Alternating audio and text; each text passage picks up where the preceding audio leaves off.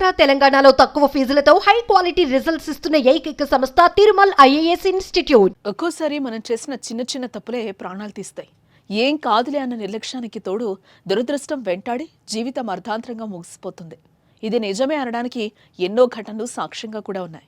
తాజాగా అలాంటి ఘటన తమిళనాడులోనూ జరిగింది. ఓ చేప ఓ వ్యక్తి ప్రాణం తీసింది. నమ్మశక్యంగా లేకపోయినా చేప కారణంగా ఆ వ్యక్తి స్పాట్లో చనిపోవాల్సి వచ్చింది. ఇందుకే ఏం జరిగింది? అతడు ఎలా చనిపోయాడు? మణిగంధన్ తమిళనాడులోని చెంగల్పట్టు జిల్లా అరైపక్కం గ్రామానికి చెందినవాడు. 29 ఏళ్లు కలిగిన మణిగంధన్ చేపలు పట్టే అలవాటుంది. ఈ క్రమంలోనే మంగళవారం మధురాంతకం ప్రాంతంలో చేపలు వేటకు వెళ్లాడు మణిగంధన్.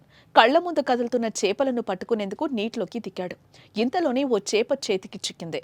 అదే సమయంలో మరో చేప కంటపడింది. వెంటనే మణిగంధన్ చేతిలో ఉన్న చేపను నోట్లో పెట్టి రెండో దాన్ని పట్టుకునేందుకు ప్రయత్నించాడు. అదే అతడు చేసిన అతిపెద్ద తప్పు.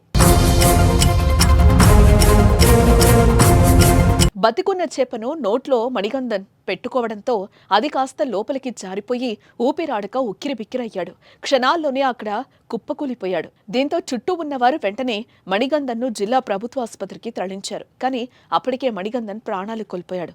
చూసారుగా ఎంతటి దురదృష్టమో. ఎన్నో ఏళ్ల నుంచి చేపలు పట్టే మణిగంధన్ చిన్న నిర్లక్ష్యంతో అదే చేపకు బలయ్యాడు. కూలీ నాలి చేస్తూ కుటుంబాన్ని పోషించే ఆయన మరణించడంతో ఆ ఇంట తీవ్ర విషాద ఛాయలు అలుముకున్నాయి. మనిషి ప్రాణం పోవడానికి కొన్ని క్షణాలు చాలు. అందుకే మనం చేసే ప్రతి పనిలో జాగ్రత్తగా మెలగాలి. నిర్లక్ష్యం, అజాగ్రత్తగా మెలిగితే ఇలానే ఊహించని విధంగా ప్రాణాలు కోల్పోవలసి వస్తోంది. మరి ఈ ఘటనపై మీ అభిప్రాయాన్ని కామెంట్ చేయండి.